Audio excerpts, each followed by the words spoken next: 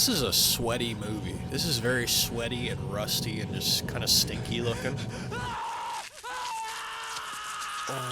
Hello and welcome to the very first episode of my brand new series I'm calling Strange World Cinema. A show that covers bizarre underground films, horror, experimental films, movies that are boundary pushing, weird stuff, and everything in between. My goal here is to kind of just hang out, talk about a movie I really enjoy, and maybe get you interested in it. You know, kind of cozy, kind of informative, but about that weird shit, you know? And if you're a fan of this kind of cinema, and you think you got a hidden gem for me that I might be interested in, comment the movie below, and maybe I'll take a look at it and make a video about it. Or you can send it to me on Twitter. It's probably better to send it to me on Twitter. But with all that out of the way, welcome to the strange world. Today's movie is a notorious black and white experimental body horror classic from Japan. From 1989, Tetsuo the Iron Man, directed by Shinya Tsukamoto. The version I'm going to talk about today is the 1 hour and 7 minute cut. That's the one that's on the Arrow video release that I got. It's also the same cut I saw on Shudder a few years ago. There's apparently an elusive 1 hour and 17 minute cut out there somewhere floating around,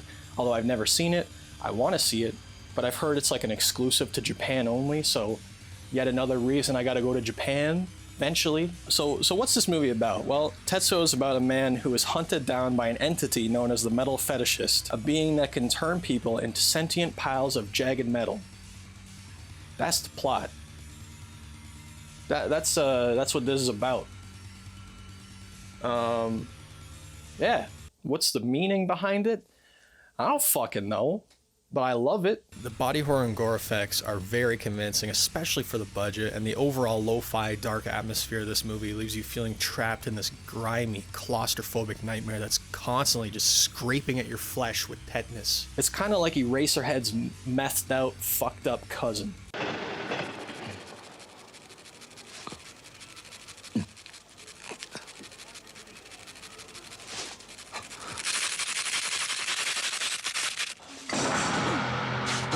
In fact, now that I think about it, like Tetsuo, Eraserhead, and Pi would make a great triple feature, you know? If you're some fucked up, anxiety-ridden freak like me, you might enjoy that sort of thing.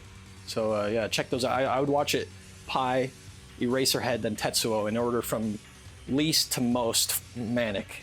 Yeah, that would probably work the best. The main question that people have for horror movies is it scary? That's a very common thing you see. Is the movie scary? This wasn't scary. That was scary. Is Tetsuo scary? No. I found it to be funny. I find it to be, it's kind of a comedy. I mean, it definitely is a comedy for me, at least. The strange thing about it is that so many people put this on lists of like most disturbing movies of all time. And while I will say there are certain scenes in it that are definitely disturbing, which I'm not going to describe here, not only because, you know, spoilers, but also my channel would probably get nuked if I just described in detail the things that happen in this movie. Who thinks of this, man? Not only who thinks of it, but who's like, all right, we're going to make this into a movie. This is good. We're going to shoot this on film. It's one of the funniest first viewing experiences ever, especially if you go in blind and you just don't know what to expect. It will just rock your world. You know, it's incredibly loud and in your face. You know, there's a lot of screaming. There's a lot of great faces in this movie. You know, I've seen people say it's a bit of a headache to watch because of the editing, the camera work, the noise. Fun little fact, actually, Shinya, the director, wanted to originally do the entire score with just metallic objects. He told the guy making the music, hey, I want you to just use metal to make the soundtrack, which didn't work out really, but just to have that in your head, like that is just so, I mean, that would have fit perfectly. It's really crazy, but that would have been it would have made the viewing experience much more difficult. But yeah, and yeah, there's like a ton of stop motion in this. There's scenes where he's filming into a TV screen. It's just, there's a lot going on here. So I understand if you're reaching for the Advil and you say this is not a very comfortable experience, but you know what? It's a fucking horror movie, okay? Maybe you're not supposed to be cozy, okay? Maybe it's supposed to put you on edge a little bit. Maybe that's the entire point of it. A great example of this in another movie is Irreversible by Gaspar Noé. You know, he purposely put certain audio tracks in the audio that would intentionally give people vertigo and make people have like motion sickness and stomach sickness and all this stuff. And you do that on purpose, and meanwhile you're seeing some of the most horrific things on screen. I mean, what a total fucking psychopath this guy is. You know? Totally unhinged.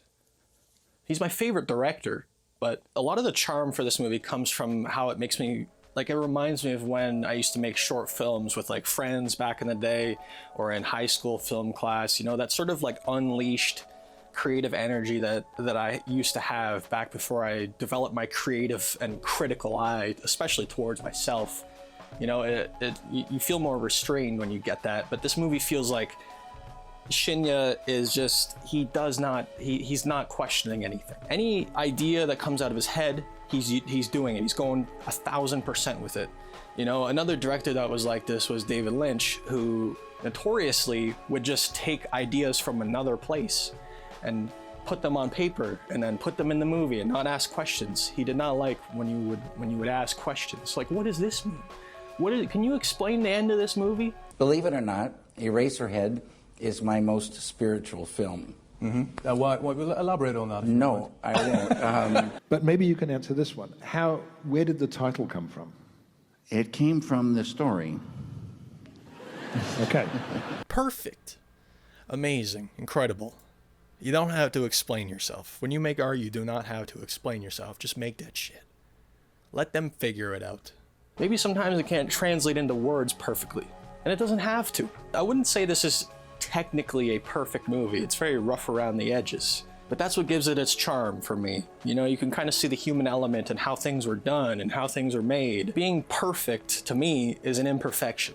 I don't think movies should aim to be perfect technically. I think that's boring. I think it's sterile. I like when things are, you know, they got character to them, you know what I mean? Don't aim to be a perfectionist, okay? It'll hold you back in life tremendously. And I speak from experience, okay?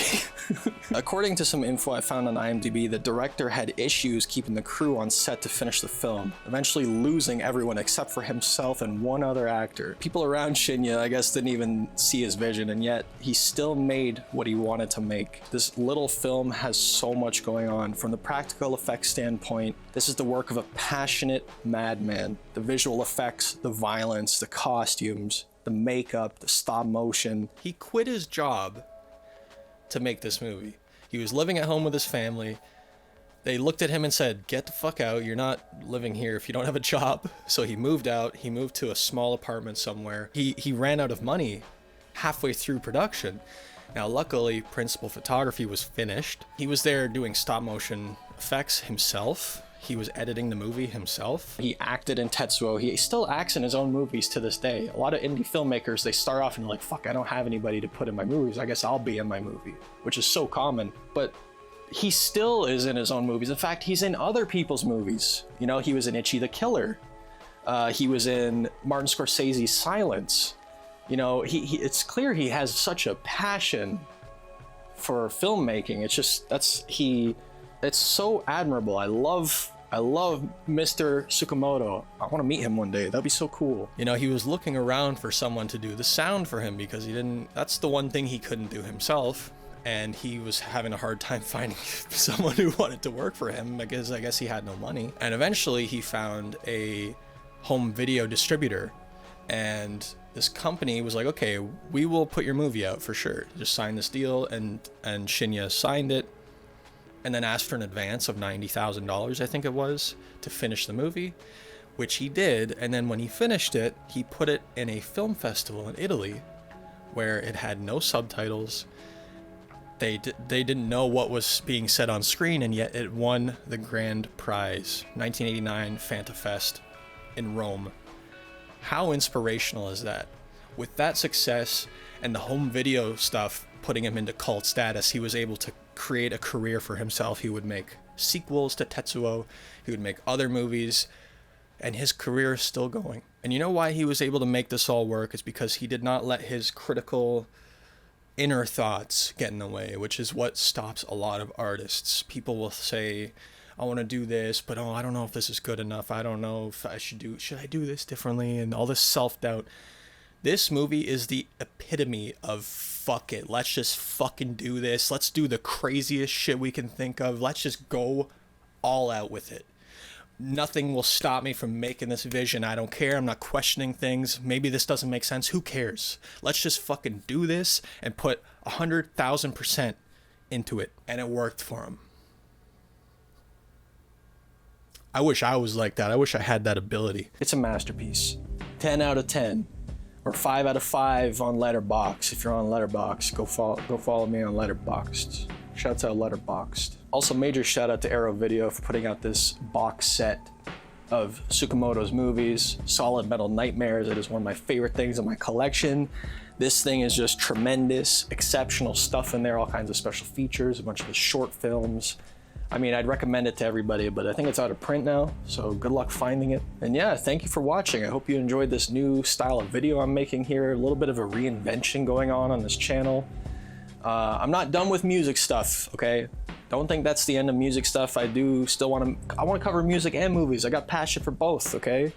I've waited way too long. I didn't cover any movie stuff, and movies are such a massive part of my life, just like music. So I figured it'd be cool to try this out, see how this goes, see how it's received. I don't even know if anybody's still watching. It's been like a year since I've appeared on camera. Sorry about that. You know, life has just been, anyway, if you're still here right now, thanks again for watching. I really appreciate you. Thanks for hanging out in the strange world with me. And hopefully I see you on the next one.